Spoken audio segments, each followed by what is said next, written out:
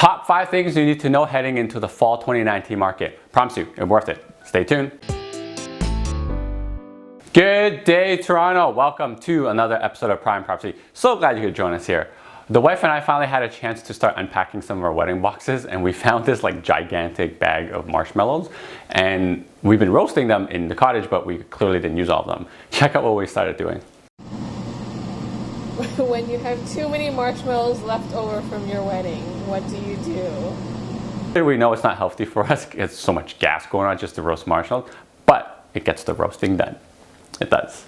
So in this week's episode of Prime Property TV, I want to be bringing back the lightning round by popular demand, just to kind of give you an idea of what's going to be happening and what to expect and what you need to know for the fall 2019 market. Okay, so here goes. Number 1, smashing that like button. Yeah, and subscribing to Prime Property TV. Yep, I did that. But honestly, no, number 1, interest rates. Yes, I know I'm starting probably with the most boring one, but it's probably the most important one as well. At the start of September, Bank of Canada held rates at 1.75%, even though at the start of 2019, they were telegraphing that everyone should be expecting crazy rate hikes. 1 year ago, despite seeing only two interest rate hikes of 0.25% within 4 months, I said that I don't think Bank of Canada could increase the rate so much because the economy is just not there. So how does this affect us as investors? You have to remember, the Bank of Canada rates affect what the variable mortgage rate is. So this means that if they hold rates, the mortgage variable rate would tend to be lower. That means if you're able to go and buy properties right now, the interest rate you get on your mortgage is going to be lower.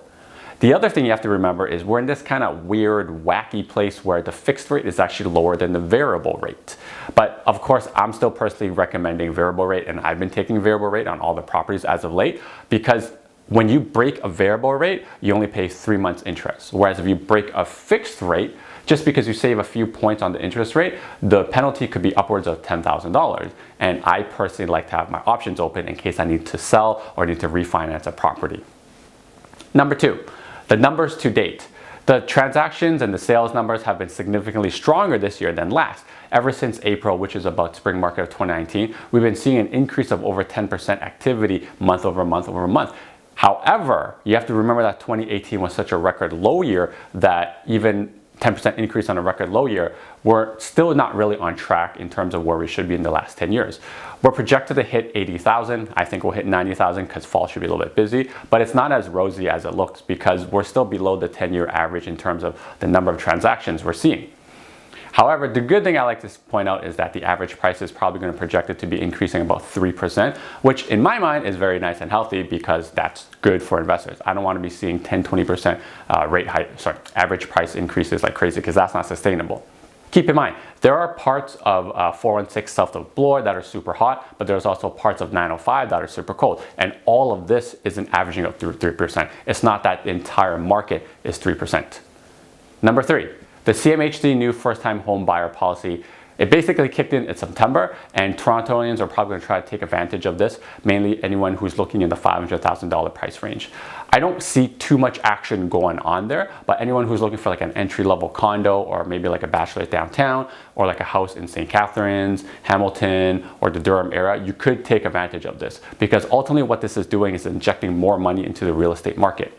Couple that with the fact that when they started the policy, they allowed $35,000 instead of $25,000 extracted from your RRSP now. So again, more money into the real estate market. 4, lack of supply. Despite being an increase in activity in the last 4 months, there's also been an increase of lack of supply in the last 4 months consistently as well. It's gone as low as 1.8 months of inventory in May, and right now we're hovering around 2. I honestly think that's a very strong seller's market, but if we continue that trend, we are going to run out of supply at some point, and that months of inventory is going to drop lower, and when it hits 1, we're going to be in a crazy scramble time where we can probably see prices increase at an escalating rate, which I don't want to see. Number 5, buyer confidence.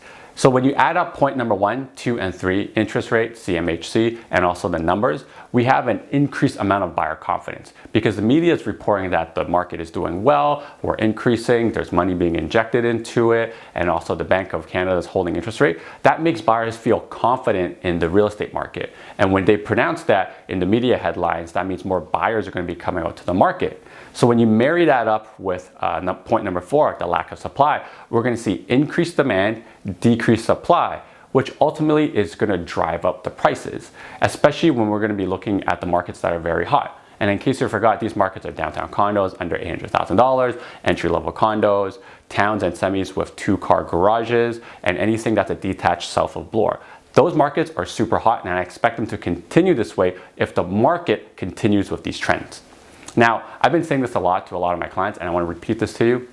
I honestly think there's another good 10 years that Toronto has in terms of real estate prices before we become cities like Paris, London, and Tokyo, where owning just won't happen anymore. And I think those 10 years are about to start right now because the amount of immigration that's coming in, the international offices that are coming in, and we're just not strictly building enough supplies. So it's kind of like a housing grab right now for the last 10 years, and I know I'm going to be doubling down on it. So if that's something that you want to do and take advantage of the next 10 years, what could be the last of Toronto's like good real estate runs, make sure you give me a call. My contacts will be right here on the screen because I know I'll be doing that right now.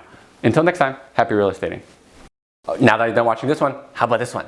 Oh, you know what? This one's good too. Ooh, this one's really good. You know what? Just watch them both.